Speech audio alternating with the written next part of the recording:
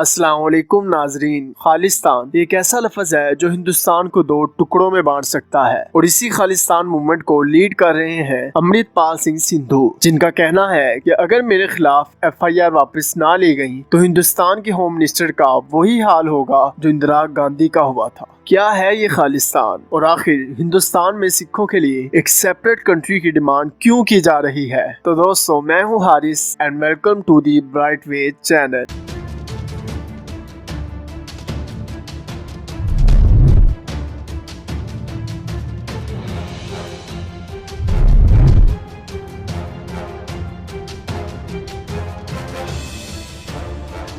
ये पहली बार नहीं है कि हिंदुस्तान में सिखों ने खालिस्तान की डिमांड की है। आज से 40 साल पहले भी एक शख्स जिसका नाम जरनैल सिंह भिंद्रावाली था, इसने भी खालिस्तान की डिमांड रखी थी, जिसकी वजह से हिंदुस्तान के हालात काबू से बाहर हो गए। लेकिन सबसे पहले जानते हैं कि खालिस्तान आखिर है क्या। खालिस्तान एक मूवमेंट है जो कहती है कि सिखों के लिए एक सेपरेट कंट्री बननी चाहिए जिसका नाम होगा खालसा की सरजमीन यानी खालिस्तान। लेकिन इन सारी चीजों की शुरुआत होती है 1823 से, जब महाराजा रणजीत सिंह सिख एम्पायर रूल कर रहे थे, जिनके मरने के बाद अंग्रेजों ने पंजाब पर हमला कर दिया था और इसे अपने कब्जे में कर लिया। मगर हिंदुस्तान के सिख ये समझते थे कि ब्रिटिश के राज के बाद इनका सिख एम्पायर इन्हें वापस मिल जाएगा, जो एक सेपरेट सिख एम्पायर होगा यानी खालिस्तान। लेकिन खालिस्तान लफ्ज का इस्तेमाल अभी नहीं किया गया था। 1940 में जब मुस्लिम लीग ने लाहौर रेजोल्यूशन में मुसलमानों के लिए एक सेपरेट कंट्री की डिमांड रखी थी, तब ही डॉक्टर वीर सिंह भट्टी ने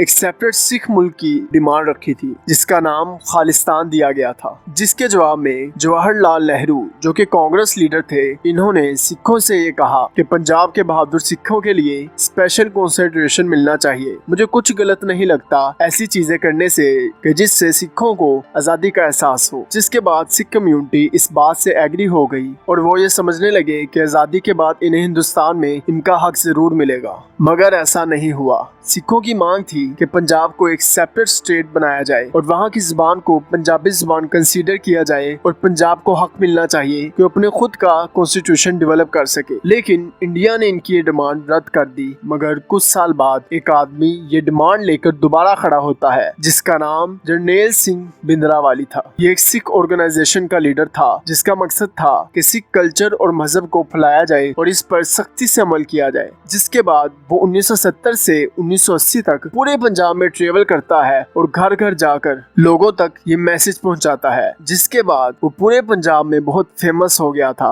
जिसके बाद भिंद्रावाली अपनी स्पीचेस में कहने लगे कि पंजाब में सिख कल्चर को वापस लाना होगा और वो नौजवानों को खबरदार करते रहे कि कैसे इन्हें शराब और नशे जैसी चीजों से दूर रहना होगा। इन्होंने इन सिखों को भी टारगेट किया जो अपने बाल काटते थे और शराब पीते थे। हिंदू सिख इश्यूज को सोल्व करने के लिए इन्होंने अपनी स्पीचेस में ये भी कहा कि सिखों को हथियार खरीद लेने चाहिए हिंदुओं से अपनी हिफाजत के लिए। भिंद्रावाली की स्पीचेस से बहुत से लोग इंस्पायर्ड होने लगे और वो सिखों के हक के लिए सड़कों पर निकल आए, जिसके नतीजे में गवर्नमेंट ने एक्शन लिया, जिसकी वजह से हिंदुस्तान में बहुत ज्यादा वायलेंस होने लगा पूरे पंजाब में। आखिर सिखों की इस आवाज को दबाने के लिए 1984 में एक ऑपरेशन हुआ जिसका नाम ऑपरेशन ब्लू स्टार रखा गया। इस वक्त Indian prime minister Indira Gandhi थी, जिन्होंने 30,000 सिखों को अरेस्ट करवाया। लेकिन इससे सिचुएशन और भी खराब हो गई और पंजाब में दंगे फसाद और भी बढ़ने लगे। अब हालात काबू से बाहर होने लगे। लेकिन उधर भिंद्रावाली गोल्डन टेम्पल में चले जाते हैं क्योंकि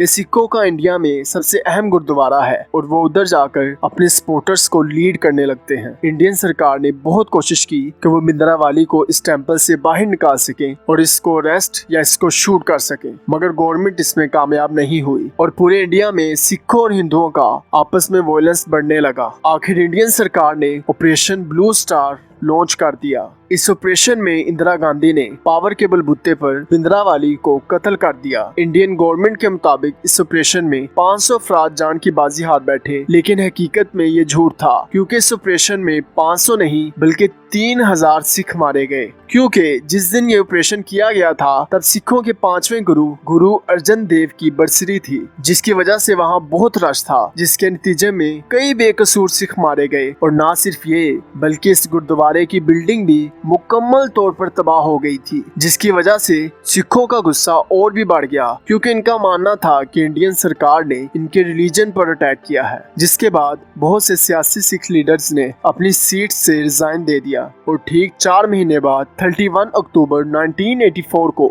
Indian prime minister Indira Gandhi को कत्ल कर दिया जाता है, वो भी इनके 2 सिख बॉडीगार्ड के थ्रू। जिसके बाद पूरे हिंदुस्तान में एंटी सिख राइट्स स्टार्ट हो जाते हैं, जिसके बाद हिंदुओं के हाथों 8000 बेकसूर सिखों को कत्ल कर दिया जाता है और सरकार इसे रोकने की बजाय इसे सपोर्ट करती है। और ये तबाही इधर ही खत्म नहीं होती, बल्कि जून 1985 में खालिस्तान मूवमेंट के कुछ सपोर्टर ने एक इंडियन एयर फ्लाइट को हाईजैक कर लिया और इसे ब्लास्ट कर दिया, जिसमें 329 लोग मारे गए। और इनका कहना था कि ये भिंद्रावाली के कत्ल का बदला है। और न सिर्फ हिंदुस्तान में बल्कि इस तहरीक ने कनाडा, यूके और यूएस में भी बहुत जोर पकड़ लिया है। और अब इस मूवमेंट को लीड कर रहे हैं अमृतपाल सिंह सिंधु, जो भिंद्रावाली से बहुत इंस्पायर्ड हैं और अब वो हिंदुस्तान में खालिस्तान के तहरीक को दोबारा कंटिन्यू कर रहे हैं। और इस तहरीक की दोबारा सरगर्म होने की वजह सिखों के इंडिया में इनके हकूक ना मिलना है, जिस पर बहुत से एहतजाज भी हुए हैं, जिनमें किसानों के प्रोटेस्ट और जीरा शराब फैक्ट्री बंद करने का प्रोटेस्ट। और न सिर्फ ये बल्कि पंजाब में बेरोजगारी पूरे हिंदुस्तान में से सबसे ज्यादा है। और यही वजह है कि अमृतपाल सिंह सिंधु को पूरे इंडिया में इतनी पॉपुलैरिटी मिली है। और इसकी एक वजह यह भी है कि ये वहाँ के नौजवानों के लिए एक उम्मीद बनकर आया है, लेकिन ये उम्मीद आगे चलकर हिंदुस्तान के लिए एक बहुत बड़ा खतरा बन सकती है।